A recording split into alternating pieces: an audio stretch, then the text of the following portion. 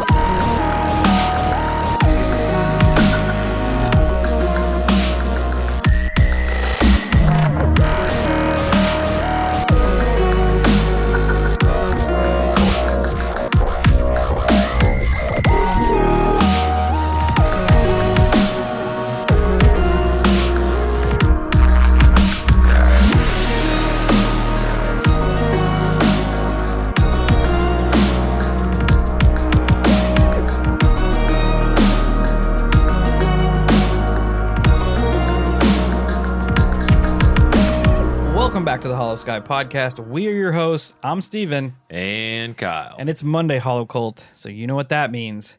We are here to stone cold stun your week into motion and help you guys get to the weekend.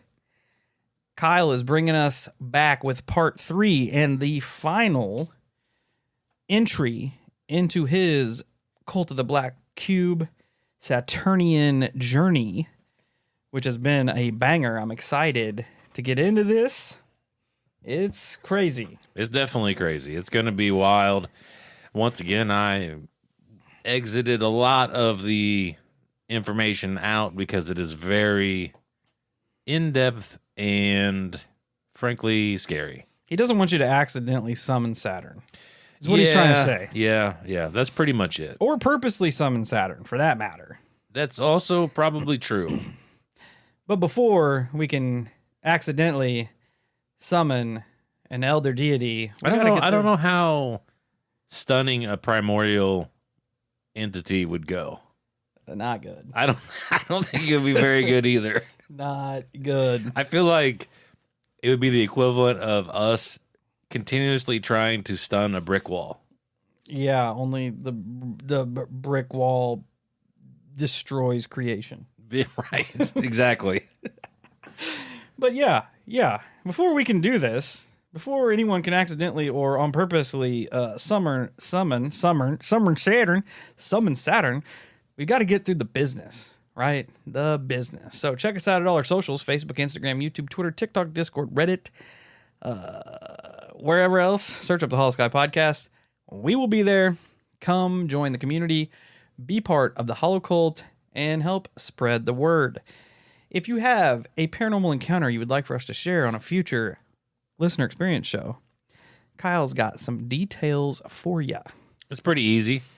All you have to do is write out your story and shoot it over to the email, which is going to be holoskypodcast@gmail.com. You can call or text the holophone, 618-556-0837. Same number we use for the night shift if you'd like to call in and express your concerns, have a conversation, add to a topic, tell us a weird story, whatever. You can. And those are on Wednesday nights. You can hook up with us and get your weird story out there. We greatly appreciate each and every submission. If you'd like to support the show, we got some ways to do it. You can join us over on Patreon.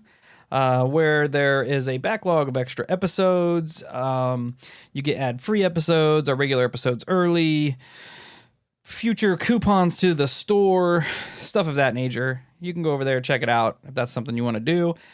We also have a store, as I mentioned previously, at holoskypodcast.com. We got plenty of cool merch and holo swag over there so you guys can rep the cult. The best thing you can do is share the show word of mouth. Just get it out there. It really helps out to spread the word.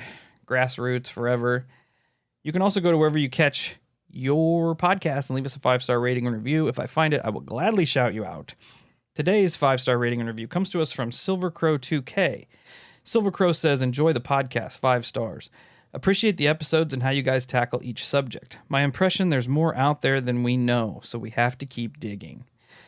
That is absolutely correct, Silver Crow. I'm in agreement with that statement. Firm believer that we know minute, an iota of what is out there. We're the weird Indiana Jones. Technically. We are. That's what we are. The weird Legion of Doom. Yeah. So, thanks, Silver Crow, for the kind words. Now we're about to get into it. If you haven't listened to the first 2 installments of Kyle's dive into the cult of the Black Cube and the god known as Saturn, you need to do it because it's weird. I also want to start the show, not to cut Kyle's grass or anything. I want to start the show out with some correspondence we've had. 2 completely separate correspondence from 2 completely separate people that have popped up this week on different platforms, I should add. We got a message on YouTube that says, what if this Saturn character isn't trying to get you to, but knows that a certain person listens to the show? Now that person is going to buy the book and turn the world upside down. And I thought, damn, that's weird. Definitely weird. And then we get a message, or we get a comment on Spotify that says, as a Saturnian mage, I needed that grimoire. Found a copy for 89 pounds after shipping to New York for the 3rd edition. Thanks for letting me know about the book.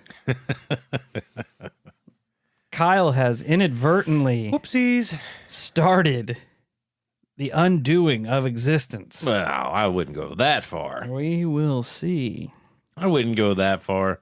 It's definitely not my fault. Well, I'll take responsibility. Then I have, by proxy, started the undoing of existence. Well, I mean, that's going to be debated later on in life. I wouldn't. I'm here for I wouldn't put that weight on our shoulders just yet. I mean, yeah, the book is definitely dark and foreboding at best. And it wasn't even the direction that I intended on venturing. I just have heard throughout rumblings of the Black Cube and how the elites worship the Black Cube. And I was kind of looking for it more in the modern age. However, this is the avenue that I stumbled. And I do appreciate that avenue because it's always good to know the origins and where it came from, how it started, why they are using this particular deity, that type of thing. Because if you don't have that context before you dive into the elites are worshiping Saturn, well, then you're left with the well, why?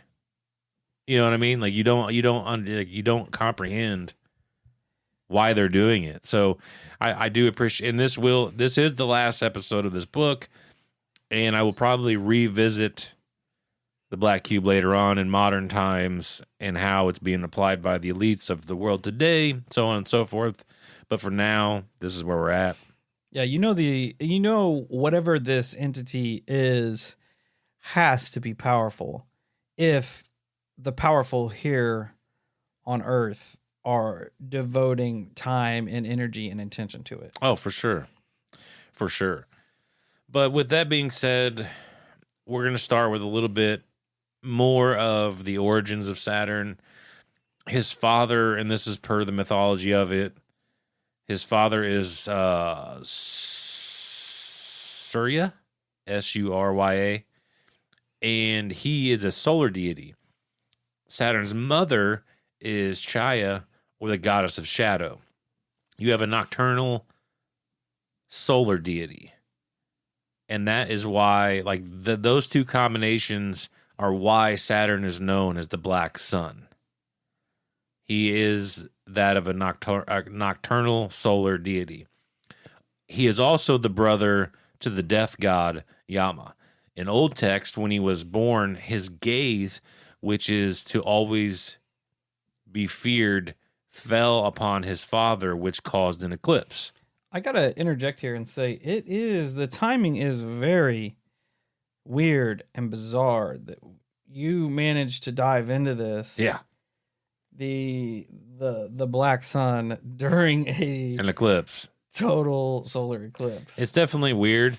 There are a few other oddities that we're going to stumble on later on in the episode that kind of link up with current time that I found interesting. That is strange. It's definitely strange.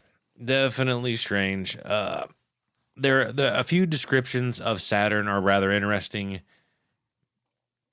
Now, correct me if I'm wrong on some of these connections here. Lord Saturn is tall, black, long-limbed, and emaciated. He also has reddish-brown eyes, large teeth and nails, with a long beard and matted locks. Lord of the sinews and nerves of the west of Saturday and the constellations Capricorn and Aquarius, known as the Slow, son of shadow, the black, the endless, the all-devouring, the steady, and the controller, among many other names. But my question here, and this is beyond my knowledge, because I'm not good with these types of things, but if you recall, a lot of people say we are going into the age of Aquarius, which is interesting considering Saturn is the lord of the constellations Capricorn and Aquarius. Let me go to the Googler here. 2024 will be a tumultuous time and a hopeful time. Aquarius also symbolizes people coming together and evolving into their next phase.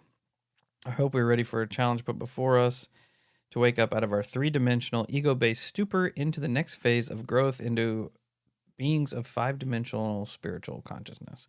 Right. I don't think we're ready for the fifth dimension quite yet. No.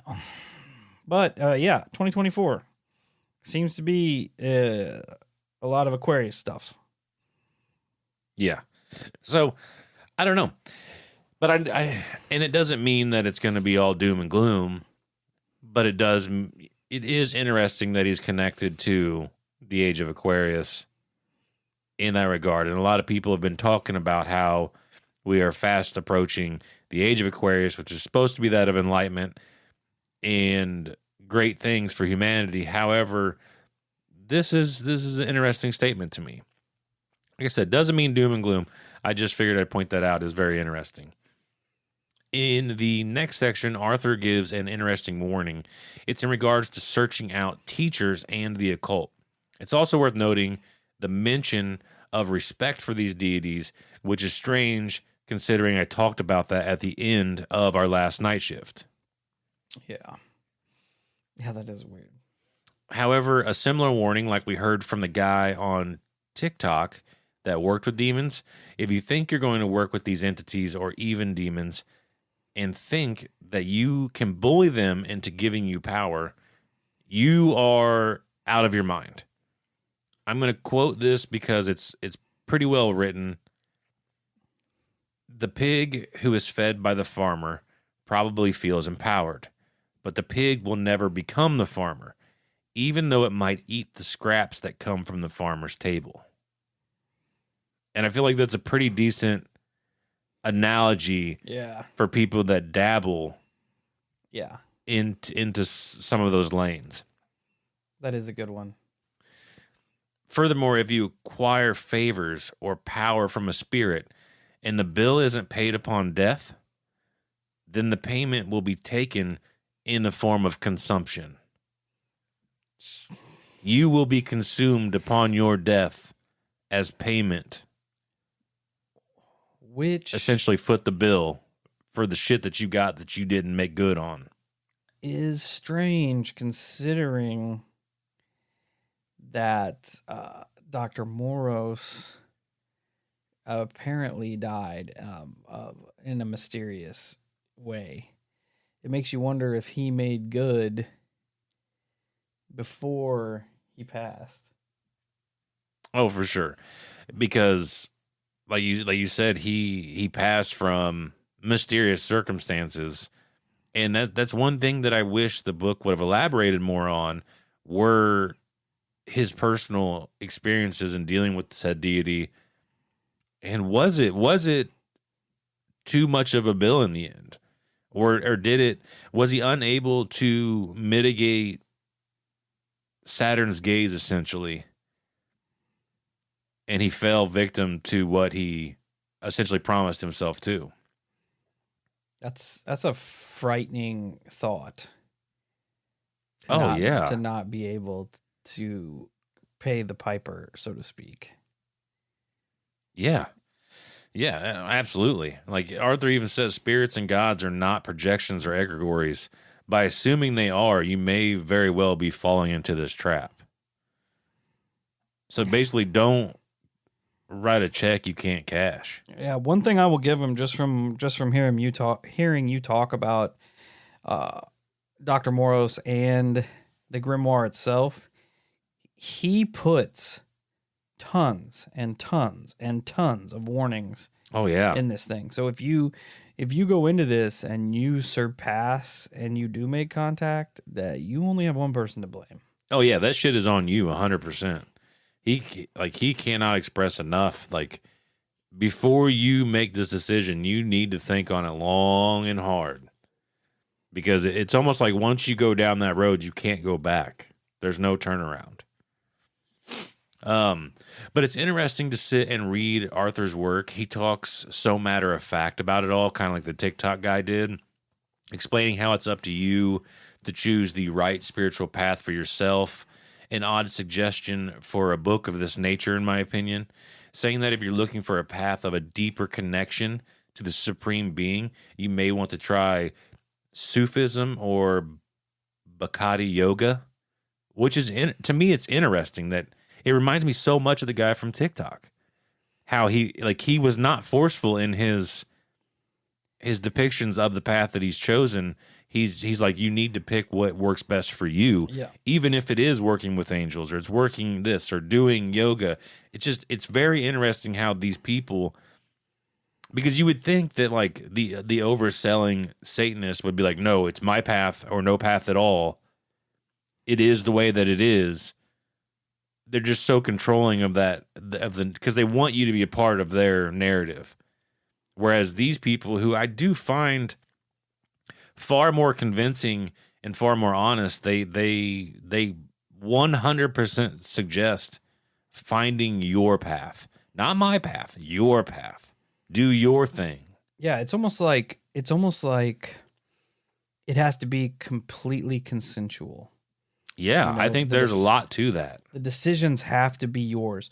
The guys like Dr. Moros and the demon practitioner from TikTok were adamant about just putting information out here. This is how I work with who I work with. This is what you need to do to work with said entity. You need to find an entity you connect with, and then do this, and then do B, and then do C. Right. Not hey, come on, let's jump into this. It's you need to find your own path, but I can give you tools to help you discover that. And he said, whether it be a religion, whether it be working with angels, whether it be working with demons, whether it be working with entities, like, you have to find your own path and you have to ease yourself into it. So like Kyle stated, it's almost, well, it's not almost, it's like it's almost welcoming. You know what I mean? Yeah. Like, I don't know. It's weird. It's I think it's just so honest that it, like, when people approach you in that nature, I think it lowers your guard, because it's not what you expect. You expect a more forceful take on it where it's easier for you to negate it. Just be like, no, you're insane. I'm walking this way. But when they speak to you so cautiously and just so openly, and they're just they let you make your decision, I think it lowers your guard and it just makes you more vulnerable. Yeah, and it's more easily digestible when they put it to the point to where essentially you're in control. Yes. You're in control of what path you choose. You're in control of who you work with. You're in control of this and in control of that. Where almost like how Dr. Morrow says, if you go into it thinking that as a whole you're the one in control, that's where the trap snaps. Yeah. Yeah. Because you may be in control of the path you choose, but once you dedicate yourself to that path, whatever's at the end of that path is the one in control. Oh, absolutely. Absolutely. And to further all of these points, Arthur says, you need to do your research into what you're contemplating. Like, to join certain currents, as he puts, does this current require blood sacrifice or animal sacrifice? In some cultures, that's extremely normal. However, that may not be you. You may not be into that stuff. So therefore, you should walk away from those currents and not be a part of them. Also, dealing with spirits, as we all have had the same idea of it, but Arthur states it, and I will just say it again for everybody. When dealing with entities, they may claim to be benevolent and auspicious, but may not be. Arthur's like, it's almost better in a sense if the entity you call upon says, listen, I'm an asshole. I'm malevolent as fuck. This is who I am. Rather than the spirit claim benevolence and you pledge yourself to that spirit, serve it, only to find out it was literally for nothing. Yeah, and then you're being consumed for eternity. Right. Arthur notes when spreading myths or anything, factors of the story change as it travels. But what's interesting about Saturn is that among the cultures and time, details are the same. And for him, this proves that Saturn is real. It has made contact with all of these different cultures. Some of the things that have been written about Saturn that span across tons of cultures are things like chaos, dark colors, cold nature, chains, connections to Saturday, a gaze that will cause harm. Even J.R.R. Tolkien wrote about Saturn. Morgoth and Sauron in the Lord of the Rings saga are apparently about Saturn, because Saturn in some of the depictions has a missing or injured foot. Well, Morgoth ends up hurting his leg and walks with a limp. And as we all know, Sauron has its gaze. I like this breakdown Arthur writes. So it's a way to describe the things we read in mythology or sacred traditions. He uses the example of the sun, where we would call it sunrise and sunset. However, scientifically, this is not accurate. It's just a way for us to rationalize and make sense of it by thinking of it like a sunrise and a sunset. So throughout these old teachings, you find that there are three patterns which Saturnian deity manifests within human consciousness. The human manifestation. Saturn will appear as a grim old man robed in black, crippled and stern, usually bearing a sickle or sword, which, as we talked about in the last episode, is the depiction of the Grim Reaper. You also have the planetary manifestation, a cold, dry, and shadowy planet. The third is the most known form, which is the black cube, stone, or obelisk. I think the majority of people have seen reference or seen the black cube. I think that is probably the most prominent image for Saturn. I didn't necessarily know. I mean, I knew slightly that it was connected to Saturn, but I didn't know that it was like it's embedded in Saturn. It is theology. And on a side note here, speaking of the black cube, I'm always creeping around on Reddit, right, and looking up people who mentioned the show. And this past week, we got a mention on a thread in a rock forum, and someone had dug up a black cube in their backyard. That's weird. It's strange. It's super weird. But Arthur says that these depictions were never meant to be interpreted literally because the ancients never believed him to actually be one of these descriptions. David Beth writes about how these symbols are manifested. And I quote directly from the book here because I just feel like it's justification to use this man's words. The world of symbols is the world of night consciousness. Against popular opinion, we believe that myths are born from symbols. The true symbol itself is a revelation of an enthusing power, such as a spirit, a demonic essence, and never only a metaphor. The benighted communes with the powers of the living, all, and the encounter, the mating of passive soul, the initiate, poet, visionary, with the active demonic souls or essences, triggers the manifestation of a true symbol. When symbols are glyphs of ecstatic encounters, they form part of a language that communicates realities which can never be approached through conceptual language. Real symbols always impact magically and thus have the power to reawaken the facility of ecstatic esoteric vision. For the rare aristocrats of the soul, they become doorways into the living demonic cosmos. It's interesting because all of these cultures, they believe Saturn to be a real entity, and they didn't seem to worship him like people today worship God. They did so to actually mitigate the greater and lesser trauma that afflicts nations, gods, and mortals alike. So it was like in dealing with Saturn is like having a time bomb in your hand. And if you were to wrap your hand around it, it's going to blow your hand off. Or if you open it, it's going to do less damage. Like it's almost like they acknowledge like he's here. There's nothing we can do. We should just try to mitigate these results as much as possible. Which that sucks. Well, yeah. That definitely not having an alternate way out is not good. You're just trying to, like you said, mitigate damage. Yeah, but I mean, and I also, to a degree, disagree with that sentiment because of other things that are written in the book, like how Saturn's not actually here on our plane. He's disruptive at times, which we'll get into a little bit later. But in the realm of greater cosmology, these cultures knew that Saturn wasn't an independent figure.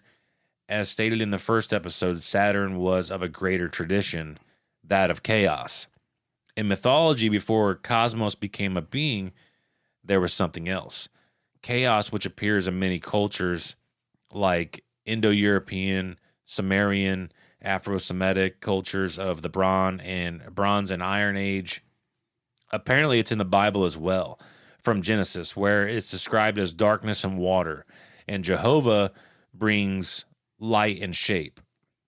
Chaos is impossible to describe because we have no frame of reference to even begin how to understand it. Chaos even predates the separation of existence from non-existence, but it's often described in ancient text as an ocean of darkness. It spawned cosmos and the other primordial entities, Saturn being one of those primordial entities. Most of these primordial beings were described as enormous creatures, not being human or even humanoid in their appearance. Chaos is the darkness and cosmos is the light, which once again, right there, we have the light and the dark. Everything that you research always has these two factions to it. Isn't it wild that for eons, people, cultures, humanity as a whole have been trying to figure out what came before creation. And the only thing that they can come up with is the idea of chaos. What, be it an entity, be it nothingness, be it blackness of water, like it is just dug itself into the minds of man since man started like cognitive thinking. Right. Like what came before. And still to this day, like we still don't have a definitive answer. Exactly. And it's even crazy, like you were saying, how a lot of them describe it the same. It's all chaos. From chaos comes creation. Yeah, it's crazy. And Arthur says that chaos's true shape is undescribable to us. Like there's literally not words in our vocabulary that has the ability to do it. Some may take on humanoid shapes to deal with mankind, which Saturn apparently will at times too. And I feel like you have to assume that for all deities, like their true form, we can't even conceptualize, but they have the ability to make it easier for us to comprehend and understand. Because I don't know that we would accept, even if it was just a black cube, a solid black cube on your table talking to you would fracture your fucking brain. Yeah. Right? We would be way more able to process a being, even if it's a shadow being, standing there in your doorway having a conversation with you, aside from a black cube floating in the doorway. Yeah, there is some humanity to humanoids. Yeah. Yeah, which is even if it lacks humanity at all. Yeah. It just makes it easier for us to consume, for us to take in. And I've said that for a long time that I got this running theory. I don't know if I subscribe to it fully, but I think a lot of things that we see as paranormal are just entities from other realms, but it's how we perceive them. Like Bigfoot might not look anything like a giant bipedal hairy ape running through the woods, but it's just the best that we could come up with in our psyche to be able to make it more palatable in our brains. Or if it's some unimaginable entity from realms we don't know, we'd look at it and we would just, lose all cognitive functions, just can't even process it. But if we see a Bigfoot, we're like, oh, hey, that's fucking weird. Let me get out my phone and take a picture. Oh, I agree. And it's a scary thought to think that whether it be our brains, the process from the light, from our eyes to the brain, whatever it is, the fact, even if it's just our consciousness, mitigate, like if that's real and if our consciousness will mitigate a being's true form for us is a terrifying thought. It's almost like the uncanny valley. Like our brains know we cannot handle it. Like there have been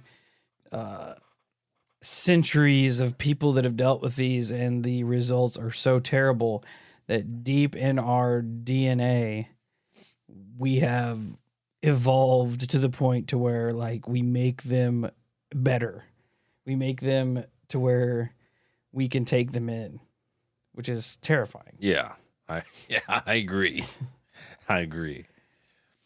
But other depictions of Saturn have him chained, restrained, or even maimed, which would suggest that he has limited movement. All the spells that are used to address him have two things in common. He can be called, and he cannot manifest without being called. So with that, in his name, meaning the alien or the furthest away, suggests to Arthur that he isn't actually here. But he can come here when he's summoned. Other deities are are essentially here on our plane, but Saturn is not. And they think that the black cube is a representation of where he is, trapped and king within the spiritual dimension. Interesting enough, someone wrote, "The New World Order is born, and now justice returns. Saturn's reign restored." I find it very interesting that they use the phrase New World Order with how much we see it in today's conspiratorial lanes. Furthermore, if it's true that the elite still worship Saturn, I find it a very interesting compilation of words. That is strange.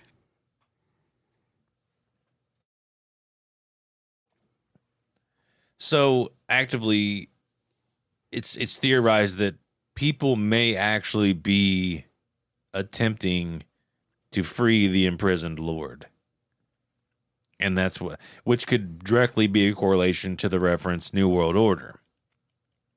Interestingly enough, though, Arthur explains how these gods do not reign uncontested. They too have to face the monsters of the spirit realm, which is very interesting wording there. I almost wish I could talk to Arthur more about that statement. They too have to face the monsters of the spirit realm. Yeah, what is that? If you're talking about, like, if you're working with this unfathomable deity known as Saturn, and he could pretty much fuck every other celestial power. Yeah, it controls even dabbling in a person dabbling in the power of Saturn can not only change and control the fate of other people, but other entire cultures. To say that whatever this being has to answer to things in the spiritual realm, and he chooses the word monsters, is terrifying. It's crazy. It's crazy. Answer to the monsters of the spirit realm. And Arthur kind of depicts, like, he says a lot of them are looking for sovereignty, and a lot of these gods and deities are territorial. Like, they will fight if new religions, even cultures, begin to take hold in their domain. They will fight those forces at all costs.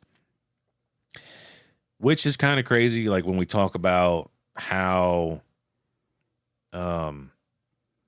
knowledge is essentially power for the gods, like the acknowledgement, like how many people pray and worship Jesus Christ.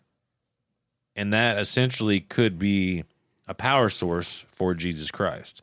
Whereas back in the day, it used to be Ares and Zeus and so on and so forth. But those tend to wash out over time. Less and less people commit to them. And I mean, it's just like you said, newer cultures and religions just absorb the old ones. So it's a power struggle here, almost it is in the realm of the deities. Right. I don't know.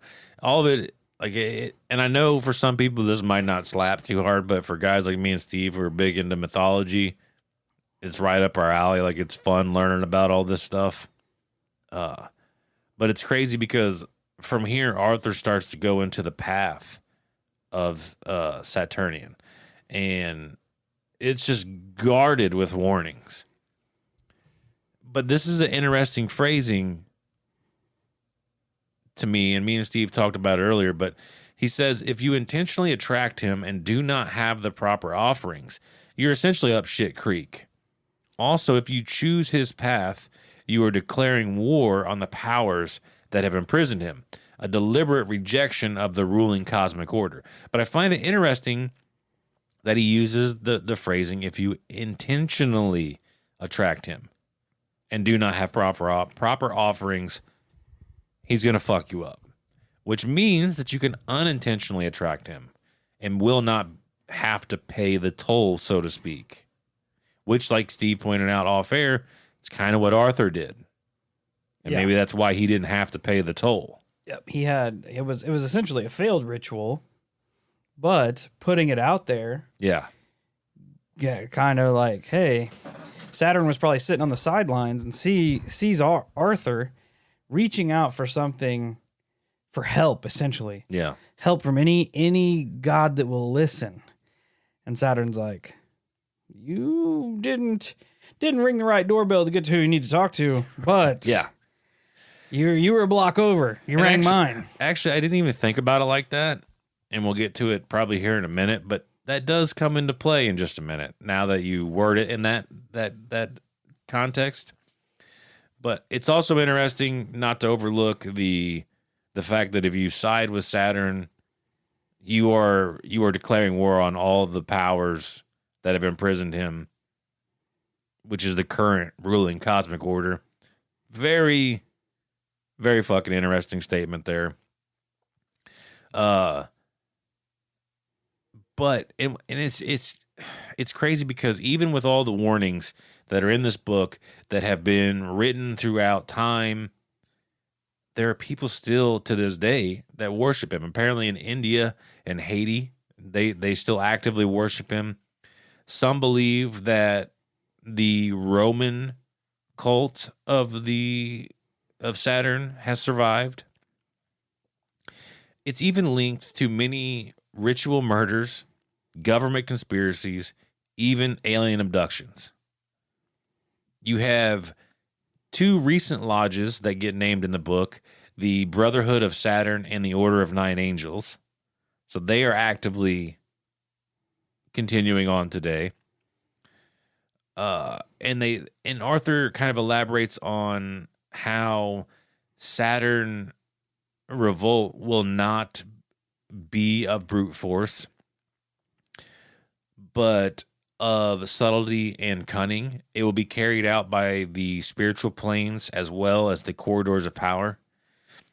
And he describes, this is kind of fucking terrifying in its own right, a current kingdom of Saturn, which has existed during our history like the Aztecs and pre-Republic Rome.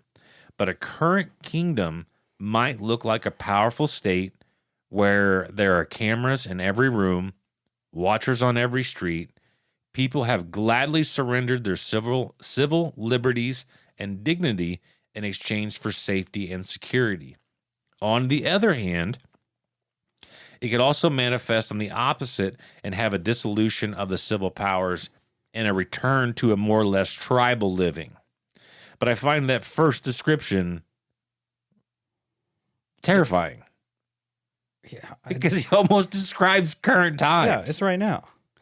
And if not for safety purposes, it's for convenience purposes. Absolutely. We've just kind of I think we allow the two hand in hand though. Yeah. Oh yeah. Or or interchangeable, like you just kind of plug and play, so to speak. Yep. Whatever we need to justify this, said action. Yep.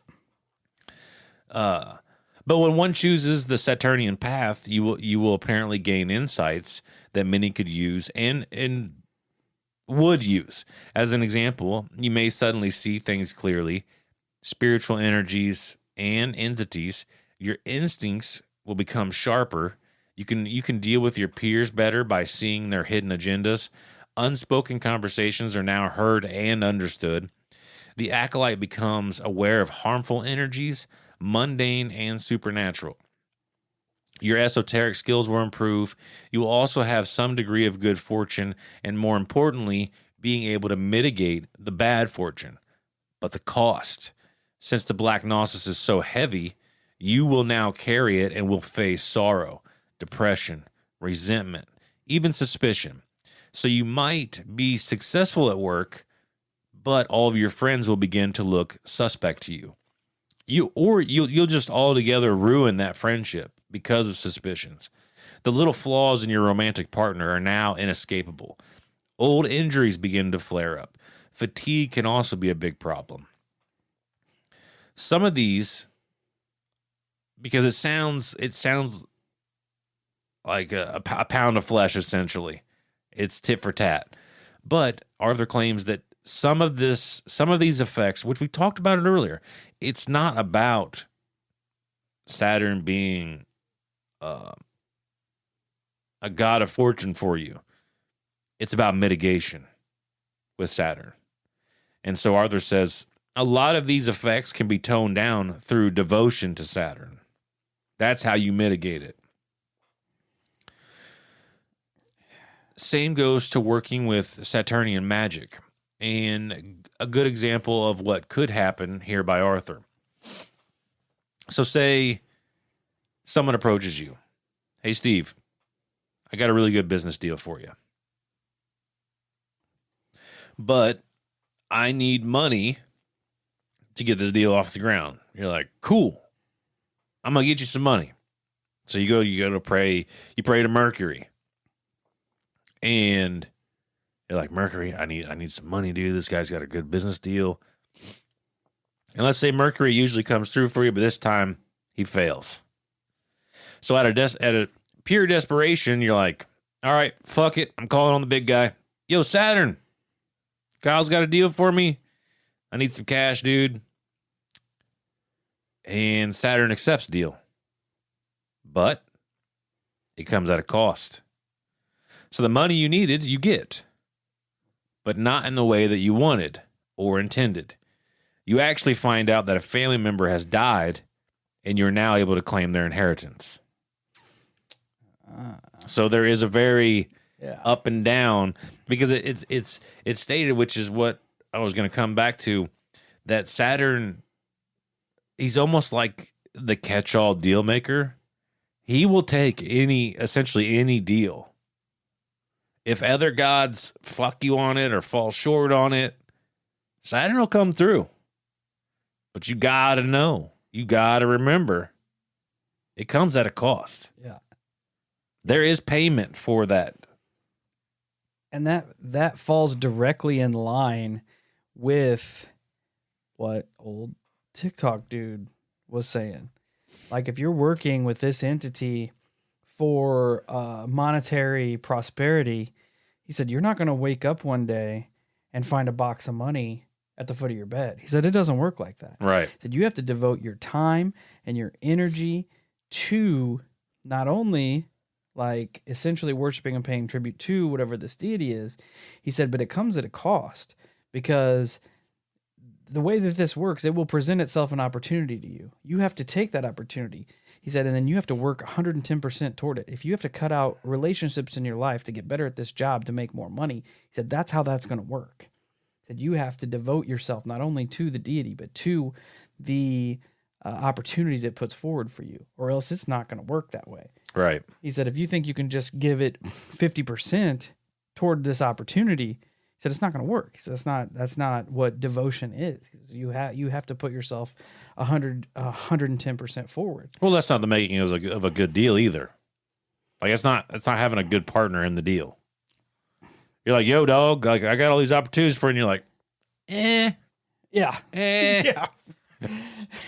I'll get to it when I get to it. I'll do this and I'll do that. When you first said it, I ain't gonna do that though. Yeah, when you first said it, I thought you meant like the opposite of that. Like, putting the opportunities forward isn't part of the good deal. I'm like, well, I mean, no, because you're right. Like, you're not just gonna magically spawn money on the table. Because if that's the way that it worked, everybody would fucking do it. Yeah, you know that they would.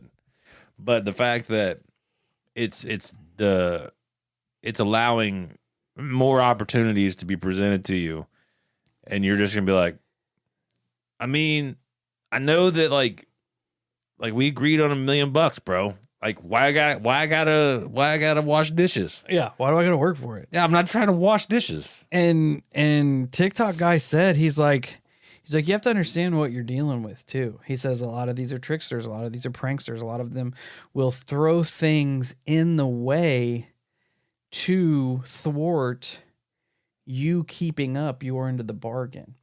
He said when he was working with some demonic entity, for lack of a better term, he said, I forget what he was doing, but he was grinding nonstop. And he said out of nowhere, this, like, he said it was the gal of his dreams popped into his life. He said if he could build a romantic partner, it would be this woman.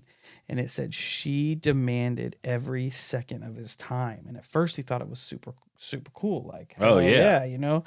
But then as he saw that, like, it was almost, she was actively pulling him away from what he needed to do. Yeah, his side of the bargain. Yeah, and he said that happens fairly consistently, and you have to be aware of those things. Yeah, because then you got to pay interest, bitch. Yeah, you already made the deal. Yeah, you know? you got to pay interest if you come shy. That's what he said when he was working with those two goofs, the Island Boys, when they just went in. They're like, yeah, let's do it, and then they didn't keep up their end of the bargain, and then shit just started going super south. Right. Once you've already made the deal, there ain't no person on the planet that's going to break it. No, you ain't backing out. No, you don't get to go back and say, hey, TikTok guy, you remember when you helped me make the deal with such and such? Yeah. We're going to need that reversed here. I don't know, but from that moving forward, you have the blood sacrifice aspect of all of this, which stems to all types of different religions and areas of time. In modern age, apparently they have gone to the lengths of even removing these texts from these types of lessons in them. Some occultists claim that it is more symbolic than anything, which Arthur essentially dismisses as bullshit. Like, no. Some of these deities are 100% blood deities. They want sacrifice of blood. Simple. End of story. This is not a symbolic wording here. This is legitimate. A side note here, it's a little interesting and terrifying to consider, but because we've gone over sacrifices before of humans, animals alike, it's even theorized that the weekly Christian communion or Eucharist could be a Romanized sacrificial rite from the Saturn cult. It's weird. Which is, and like I said, theorized, probably highly debated, obviously highly debated. But it does drive home a point for me and for listeners and for Arthur's warnings. You should be aware of what you follow, the origins of that. Like I kind of brought it up in dealing with even just runes. Like I don't know the origins of the rune that says that this is for protection. How do I know that that's of protection? And I'm not trying to get in a big debate about runes and what they mean. It's just an example. I find it interesting and scary that there are modernized versions of these old school cults, just like how we talked about in the last episode that the Romans essentially built the fucking Colosseum and had gladiator fights as a way of mitigating the human sacrifice issue because it all of a sudden became taboo. And it just further reaches into the idea that not only do these deities essentially vie for power over humanity, but also that new religions just consume old ones. Yeah. You know, like if you look into Saturnalia, which is basically the worshiping of Saturn, like a lot of people think that it was absorbed by Christianity because it takes place during the winter solstice, which is in later December, which what else happens in later December? Go Christmas. Go Christmas. So it's I mean, it's almost like there's not almost a non-argument there that newer religions consume the old ones. It's weird. Because if you think about it, you already have a whole bunch of people devoting their time and their thoughts and their interests into this specific point in time. Why not? Especially if you're the new up-and-comer, the big power. Why not come in there and be like, nah, this isn't Saturnalia anymore. This is Christmas. Right. So people are like, oh, all right. Okay, we'll go with that. Which kind of brings me back to my beginning statements, not of this episode or anything, but of just our journey in the end, That's why I find it important that you hear Arthur talk about it. You hear Demon Guy from TikTok. You must choose your own path. You follow what's right for you. I think that just drives it home, because we all know that man has a forever ability of manipulation, and that's why a lot of people who are spiritual don't necessarily 100% confide in the Bible or written verbiage of these religions and what you should and shouldn't do, because they are written by man. Man will always manipulate these things to benefit himself. 100%. So that's why I think it's extremely important to do as much research as you can, but you also have to learn to read between the lines. And I just think I don't think it can be teed off on enough. I don't think enough people push that out into the world. And it's fucking crazy to me that I'm reading a Saturnian cult book and that's the message that gets pushed forward. That's fucking crazy to me. It is fucking asinine to me. And it should be to each and every one of you. That these people who work with these fucking deities and demons and shit, they're the ones that push that message of, you decide what's best for you. To me, that's fucking crazy. Absolutely crazy. What's up is down and what's down is up. It's what's right crazy, is wrong and what's wrong is right. Now people are going to comment and be sad about it. And that's fine, because if you want to misconstrue my words, then you do that. I'm not going to argue with you people anymore about the shit, because I know what I mean, and I know most of you know what I mean. These are observations. We're not stating facts or our fucking opinions. It's just observations is all we're making here. If you want to put you want to fill in the blanks in my mouth, then you fucking have at it. I don't care. Get bent, nerds. That's literally it. Anyways, throughout recorded history, there apparently hasn't been any documented account of a cult without sacrifice. In India, they kind of get around it, so to speak. They will offer some of their blood mixed with wine. But a lot of occultists warn this will actually impact the power of the magic, which kind of makes sense. You put less blood in there, less powerful the spell's going to be. It's wash down the wish version of your ritual. Yeah. Connecting with Saturn is again and again and again a warning from Arthur, but it tells you how to create an altar and what to use. It does suggest that the altar be hidden in plain sight or hidden altogether, which is, it fits to Saturn, being he's of hidden forbidden knowledge and those types of things. So it is fitting. Other things you can use with the idol are like oil, incense, candles, offering bowl, chains, cutting tool, a black mirror. You can give it offerings, and if you choose, you can actually take those offerings and say, bake them into a cake and give it to someone who has suffered ill fortune, which I find mind-blowing, because it made me ponder the thought, like, how many people out there actually do this shit? Like, what if your neighbor sees that you've been down on your luck and they're like, you know what? I'm going to take a little bit of oil from this bowl of Saturn.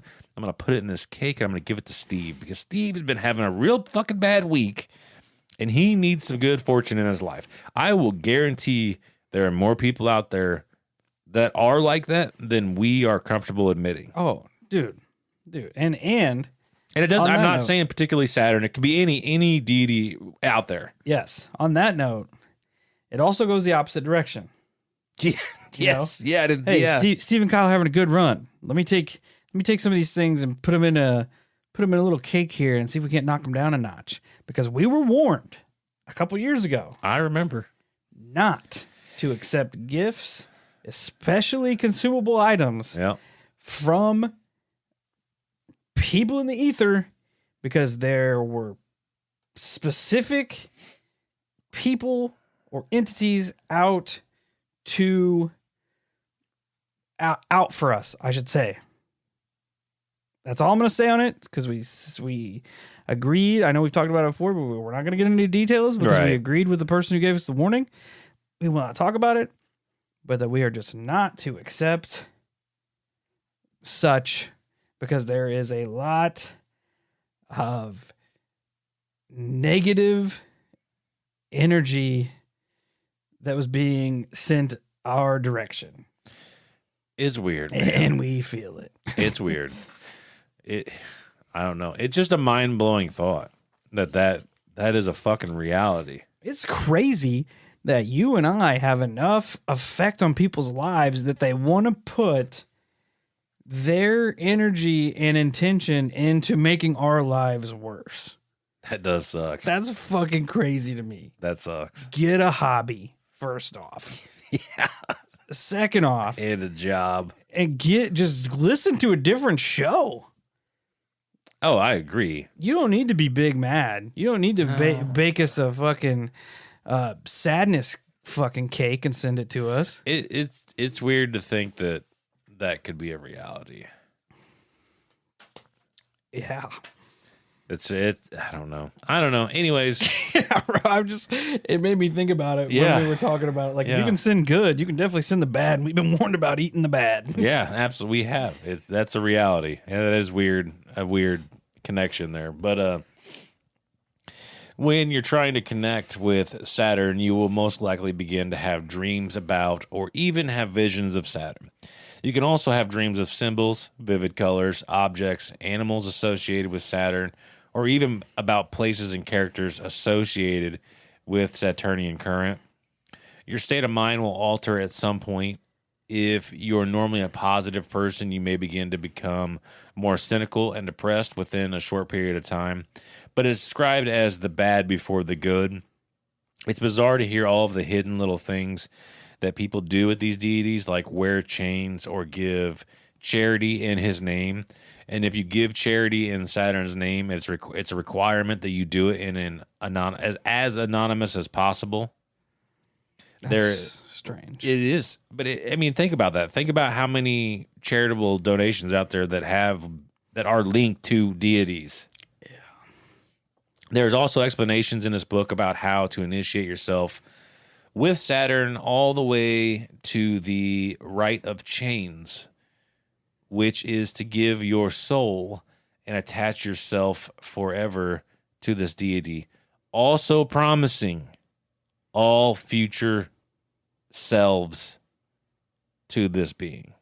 So if you give yourself to Saturn, you give yourself now and every reincarnation, every future version of yourself will be psychically chained to Saturn. That sounds terrible. Yeah. We should note this. What animal does Saturn represent? Saturn, elephants, cuckoos, and crows. Crows are believed to be connected with both gods and goddesses, particularly the controversial ones such as Sani, the god of the planet Saturn, who uses a crow as his vehicle. I thought you were going to say a rabbit. If you were going to say a rabbit, we are fucked. Because I see rabbits a lot in my yard, and we just saw one. I was waiting for you to be like rabbit. Saturn, black animals and those living in holes in the ground. Oxen, goats, horses, sheep, sables, weasels, cat, mouse, black snakes, scorpions, other poisonous insects, and beetles. Birds, ravens, swallows, and flies. I don't know. That would kind of, I don't know. The book has been weird. It legitimately does have incantations and ingredients and everything you need to do to perform these rituals, which I am not partaking in. You just read me the warning for the Rite of Chains. I almost want you to read it just so people know like how serious Arthur is about the warnings. There's probably just as many warnings in this book as there are not. They're like everything is kind of prefaced with a warning. It's fucking crazy. Wild. And respectfully so. Like I'm glad that it's almost like he's doing his best to steer people from it. Like, it's almost like he's in a pact with Saturn to put the knowledge out there to bring more people to Saturn. But he's like, so this is what you need to do. But if you're not vibing it, don't do it. Let me write this little, he's like, Saturn, let me write this little introduction first, this page introduction before we get into the Rite of Chains. And it just basically says, don't do this. Yeah. Yeah. But I think you hit it on the head, man. I think those warnings, they're extremely important because it has to be, like you said earlier, 100% consensual.